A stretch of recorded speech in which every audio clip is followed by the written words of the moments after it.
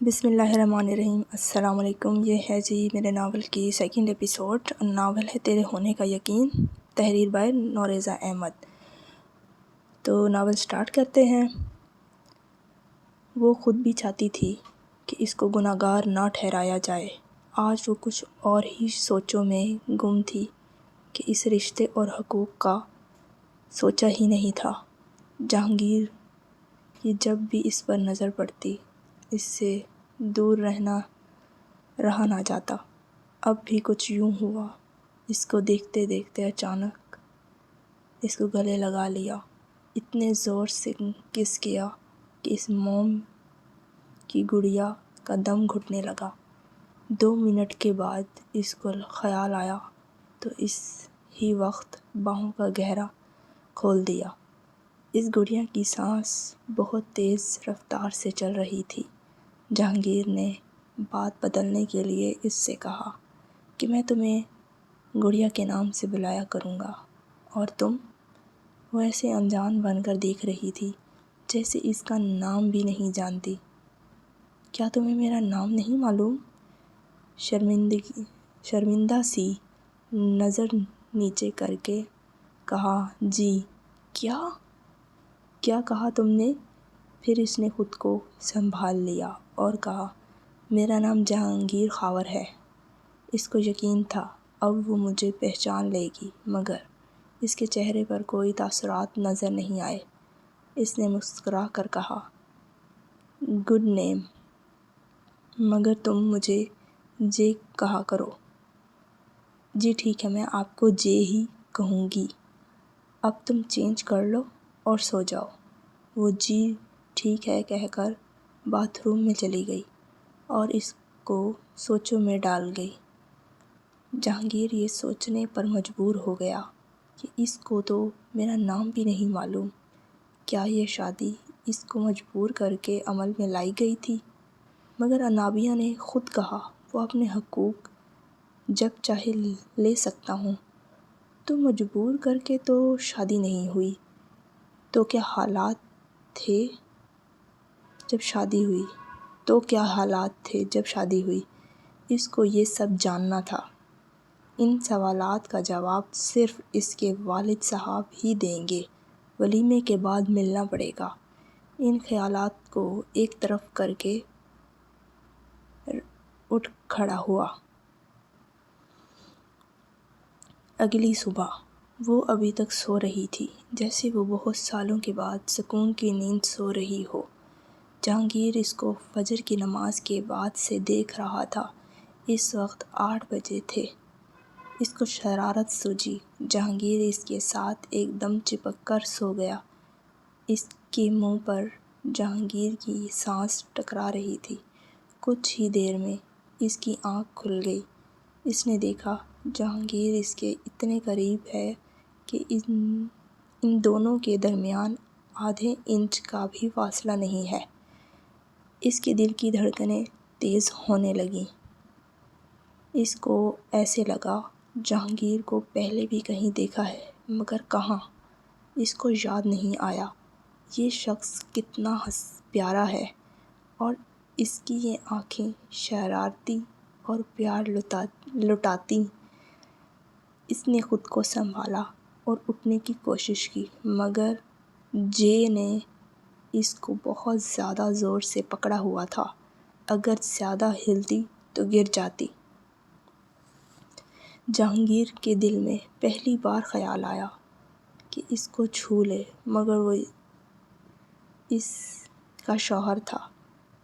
اس نے جہانگیر کے گال پر کس کر دی۔ اس ہی وقت جہانگیر کی آنکھیں کھلیں۔ اس نے بھی اس کے ہونٹوں پر ایک ساتھ کوئی 10 بار کس کر دی۔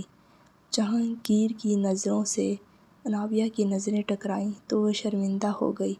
انابیہ نے کہا، مجھے باتھ روم جانا ہے۔ جہانگیر اس سب سے بہت لطف اندوز ہوا۔ اس کو آزاد کر دیا۔ شام کو ولیمہ تھا اور اس وقت وہ دونوں تیار ہو کر آئے اور ناشتہ کیا، اور اب انابیہ کی منہ دکھائی شروع تھی۔ اس وقت ہال روم میں سبھی موجود تھے، اس کی ساس، سسر، دیور اور اس کی منگیتر، پورا خاندان موجود تھا۔ رسم شروع تھی۔ اسی دوران اس کے دیور حارث نے کہا، بھائی دیکھ لیں، آپ نے انتظار کیا تو آپ کو ڈول جیسی دلہن ملی، اور مجھے دیکھ لیں، جلدی میں سستا مال مل گیا۔ حال کمرے میں کہکے گونج اٹھے۔ دیکھ رہی ہیں آنٹی، یہ آپ کا بیٹا مجھے کیا کہہ رہا ہے؟ خود کو دیکھا ہے، کالو، چھوٹو اور موٹو کہیں کا۔ فارا محترمہ حارث کو باتیں سنا کر جا چکی۔ بیگم ادریس نے حارث کے کان پکڑ کر کھڑا کیا اور فارا کو منانے کے لیے بھیجا۔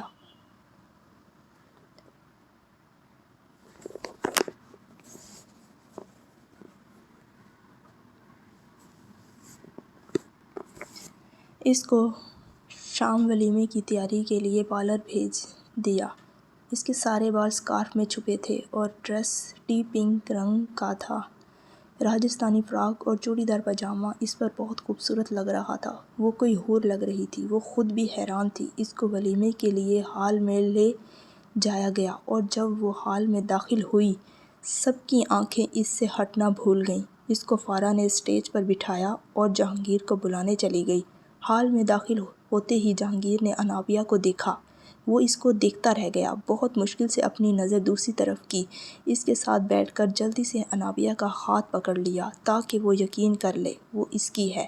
انابیہ کی حالت نازک ہو رہی تھی۔ جہانگیر کے ہاتھ سے آتی گرمی اس کی دھڑکن تیز کر رہی تھی۔ جہانگیر نے اس کی طرف جھکتے ہوئے کہا، آج مجھ سے دوری کی بات نہ کرنا۔ جب انابیہ کی طرف دیکھا تو اس کے چہرے کا رنگ اڑا ہوا تھا۔ اس کے کہکوں پہ کہکے چھوٹ گئے۔ تھوڑی دیر کے بعد اس کے بابا اور انابیہ سے ملنے آئے۔ اس کا حال پوچھا اور ساتھ چلنے کو پوچھا تو اس نے جانے سے انکار کر دیا۔ جہانگیر یہ سب سن رہا تھا۔ اس نے جلدی سے، انابیہ کل آ جائے گی۔ اس کے والد خالد صاحب نے ٹھیک ہے میں سر ہلا کر ان دونوں کو سر پر۔ اس طرح ولیمے کی رسم ختم ہوئی۔ انابیہ سنگار میز کے سامنے سر سے دوپٹہ اتار کر فراق کی آدھی زپ کھولے رکھی تھی کیونکہ اس کی فل فٹنگ کی عادت نہیں تھی۔ اس کے اپنی جیولری اتار رہی تھی۔ تب آہستہ سے دروازہ کھلا کر جہانگیر اندر داخل ہوا۔ انابیہ کی طرف پیٹھ تھی۔ اس نے دوپٹہ اسکارف کے بغیر اور زپ کھولی تو اس کے جذبات کو جگا گئی۔ اس نے 6 قدم کے فاصلے کو 2 قدم میں کم کیا اور انابیہ کے دونوں ہاتھ تھامتے ہوئے اس کو اپنی طرف کھینچا۔ ایک پل کو اس کی آنکھوں میں دیکھا۔ اس کی نظروں کی بھرپور تڑپ بھی وہ تاب نہ لا سکی۔ نظریں لڑکھڑا کر جھک گئیں اور تب اس نے بے اختیار ہو کر اسے سینے سے لگا لیا۔ اس بے قرار ہو کر لپٹایا۔ اس کا دم رکنے لگا۔ اس نے اس کے گالوں پر، ہونٹوں پر، اس کی آنکھوں پر اتنے بے شمار کس کیے کہ اس کی سانس الجھنے لگی۔ کچھ لمحے اس میں سرک گئے۔ ان کو ہوش تب آیا جب جہانگیر کے موبائل کی رنگ کمرے میں گونجی۔ جہانگیر نے اس کو آرام سے اپنی باہوں کے گھیرے سے آزاد کر دیا اور فون اٹھا کر بات کرنے لگا۔ دوسری طرف سے بات شروع ہوئی۔ وہ ایک دم چونکا۔ کیا کہا طوائف، اس کے بارے میں سب معلومات اکٹھی کرو۔ تم نے بہت اچھا کام کیا۔ تم اس پر نظر رکھو۔ جب کچھ پتہ چلے تو رابطہ کرنا۔ 1-2 اور باتیں سمجھتے ہوئے کال کاٹ دی گئی۔ اس نے دیکھا انابیہ اپنے کپڑے اٹھا کر واش روم جانے کا ارادہ رکھتی ہے تو اس نے ہاتھ بڑھا کر اس کو روکا اور اپنے ساتھ بٹھا لیا۔ انابیہ کا ہاتھ تھامنے کے بعد اس سے مخاطب ہوا، میں تمہیں ہر حال، ہر صورت اور ہر بات جانتے ہوئے بھی اپنا سکتا ہوں۔ کیا ایسا کچھ ہے جو تم مجھ سے شیئر کرنا چاہو؟ کیا مجھے پتہ ہونا چاہیے؟ انابیہ ایک دم سے اس کی طرف دیکھا اور آنسوؤں سے بھری آنکھوں سے دیکھنے لگی۔ جہانگیر نے اس کو اپنے ساتھ لگا لیا۔ جب تک تم مجھ پر اعتبار نہ کر لو، چاہے تب تک نہ بتاؤ۔ اب رونا بند کرو ورنہ میں پھر سے شروع ہو جاؤں گا۔ ارے ہاں، ایک اور بات، کچھ دن میں مصروف ہوں۔ تب تک تم آرام سے سوچو اور خود کو تیار کرو کیونکہ میں ہنی مون پر جا کر تم سے دور نہیں رہنے والا، ٹھیک ہے؟ وہ ایک معصوم بچے کی طرح اس کی بات کو سنتی رہی۔ آخر کی بات پر شرم سے سرخ پڑ گئی اور اٹھ کر جانے لگی تو اس نے اپنی گود میں بٹھا لیا اور اس کے کان میں سرگوشی کی۔ دل تو آج ہی ہر پردے گرانے کو تیار ہے، مگر یہ دماغ نہیں مان رہا۔ اب تم جا کر فریش ہو جاؤ۔ رات کو اس نے انابیہ کو اس کی طرف اپنی پناہوں میں لیا، جیسے اس موم کی گڑیا دور نہ چلی جائے۔ اگلی صبح ناشتے کے بعد اس کے والد خالد صاحب انابیہ کو لینے آئے۔ اس نے جانے سے انکار کر دیا اور کمرے سے نکل گئی۔ اس کے جانے کے بعد وہ اپنے دفتر چلے گئے۔ جہانگیر انکل خالد کے دفتر کے کمرے میں داخل ہوا اور حال پوچھا اور ان سے کہا، انابیہ اس شادی کے لیے کیوں راضی نہیں تھی؟ خالد صاحب کے چہرے پر سے گھبراہٹ نظر آ رہی تھی۔ اس نے کہا، آپ یہ میرا وہم نہیں کہہ سکتے، مجھے آج سب کچھ سچ سچ بتا دیں۔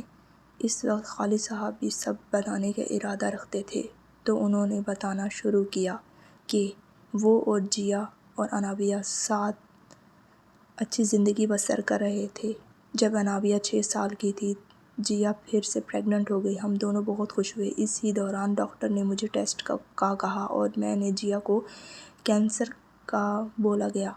اگر یہ بچہ پیدا کیا تو جیا کی جان جا سکتی ہے اور وہ بچہ پیدا کرنا چاہتی تھی۔ 2 ماہ بعد اس کو خود ہی حمل ختم ہو گیا۔ جیا بہت روئی اور ڈاکٹر نے بچے کے لیے منع کر دیا۔ اس کے بعد کوئی حل نہیں تھا۔ جیا کا انابیہ کے ساتھ زیادہ وقت گزرنے لگا۔ جب جیا کی حالت علاج سے بھی نہ ٹھیک ہوئی تو وہ 4 سال بعد ہمیں چھوڑ کر چلی گئی۔ ہم اس کے بعد اکیلے رہ گئے۔ 2 سال گزر گئے۔ میں اس کے ساتھ دوست، والد اور والدہ کی طرح رہا، مگر میں نے دوسری شادی کر لی۔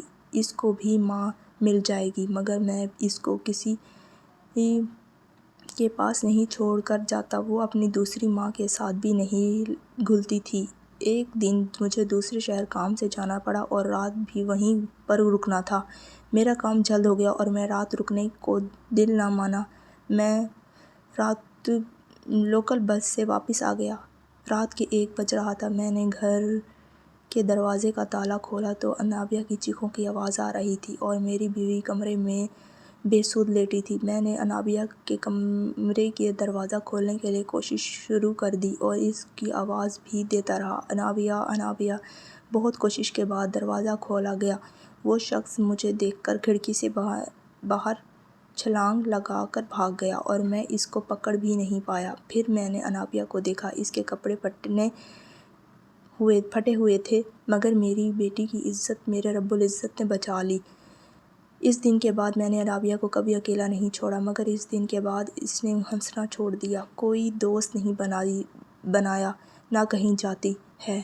میں بھی اس سے زبردستی نہیں کرتا اور اس شادی کی بات ہے، وہ شادی کرنا ہی نہیں چاہتی تھی۔ اس نے کبھی شادی نہ کرنے کا فیصلہ کر لیا تھا۔ تمہارا والد میرا دوست ہے اور تم بھی اس سے محبت کرتے ہو۔ مجھے اس سے بہترین رشتہ اور نہ ملتا، اس لیے میں نے اس کی انکار کو سنی انسنی کر کے شادی کروا دی۔ مجھے پورا یقین ہے تم اس کے دوست بن سکتے ہو۔ وہ پیار اور توجہ چاہتی ہے، میں شاید اتنا پیار اور توجہ نہیں دے پایا۔ یہ سب باتیں بیان کر کے وہ بہت افسردہ سے اور تھکے ہوئے نظر آنے لگے، جیسے بہت لمبا سفر طے کر کے آئے ہوں۔ جہانگیر ان کو بہت غور سے سن رہا تھا، سمجھ بھی سکتا تھا کہ اس درد کو سہنا اور بیان کرنا اس سے بہت مشکل ہے۔ خالد صاحب اپنی جگہ سے اٹھے اور اس کے برابر والی سیٹ پر بیٹھ کر اس کے دونوں ہاتھ تھام لیے اور کہنے لگے، مجھے امید ہے، اللہ تعالیٰ پہ یقین بھی، تم اس کو ہنسنا سکھا دو گے اور وہ خوش رہنا شروع کر دے گی۔ تم اس سے محبت کرتے ہو تو وہ جلد حالات کو سمجھ جائے گی اور اس کو پتہ ہے ہر رشتے کے حقوق اور اس کے فرائض کیا ہیں۔ تم اس کا ساتھ دو گے نا؟ جہانگیر نے دیکھا، ان کی آنکھوں میں ایک امید تھی، ایک آس تھی۔ جی، میں ہمیشہ اس کے ساتھ رہوں گا اور وہ ہنسے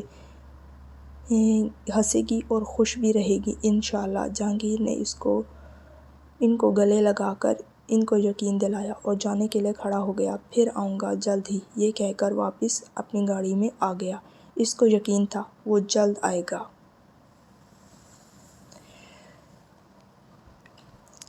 آج کی ایپیسوڈ کا اختتام ہوتا ہے اور انشاءاللہ یہ آپ کو نیکسٹ ایپیسوڈ میں ملے گی اور آپ میرے یوٹیوب چینل کو سبسکرائب کریں، لائک کریں، شیئر کریں اور میرے فیس بک پیج کو بھی